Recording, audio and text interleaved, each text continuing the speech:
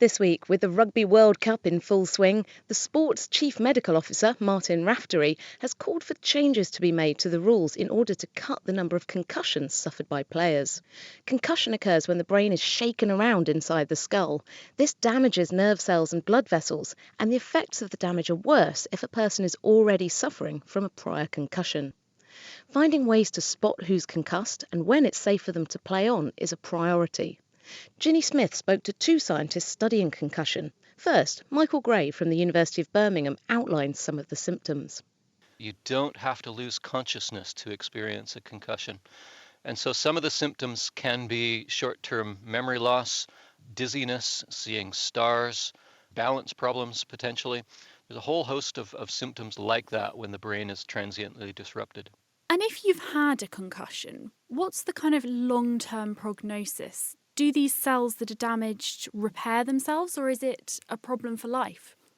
Yeah, so I think that's a really important question, because most concussions, if the brain is left to heal, the brain will heal properly and people are back to work or back to sport within a week. The key is to allow the brain to recover. So there are these short-term issues which the brain can overcome. Long-term, if we get repetitive concussions or more severe concussions, then that's when we can run into the long-term damage. But to be very clear, one doesn't have long-term damage from a single mild concussion. And what happens if you, say, get another concussion within the period when your brain is still trying to fix the first one? So what you're referring to is something called second impact syndrome. And effectively what's happening there is the brain isn't able to respond to a second knock to the head or a second injury. And that results in the damage being much more severe. How long is this dangerous period after the first concussion when it's more of a problem if you sustain a second? And is it the same for every person? The truth of it is we don't know, and that's why research is so important in this area. The work we're doing at the minute is looking into when we have a player who we know is diagnosed with concussion, how soon can we get them back to the pitch based on physiological measurements. Pitch side, the standard test is called the SCAT-3, the Sideline Concussion Assessment Tool.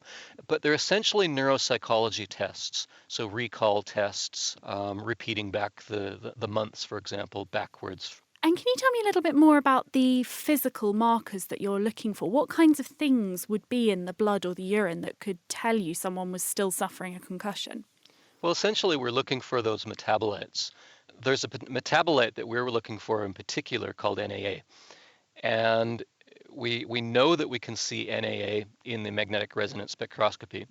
We believe we can see it in the blood, and we're hoping to be able to see it in the urine and the breath. The more we're learning about concussion and how it affects the brain, does it make you think that perhaps these sports are too dangerous? Should we be changing something within the sport to make concussions less likely? None of us are trying to change these sports.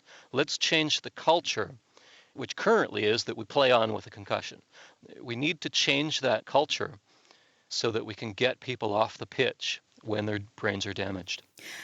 Repeated concussions can have very serious consequences, but not for everybody.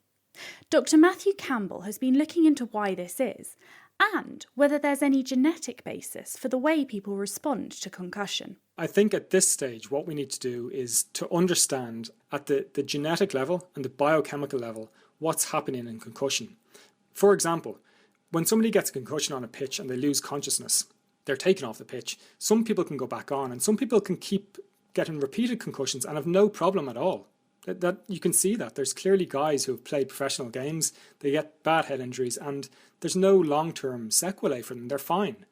But there are some individuals who are very potentially genetically predisposed to having problems when they finish the game. They're experiencing problems that range from depression, anxiety, panic attacks. In the most severe case, they develop symptoms of psychosis.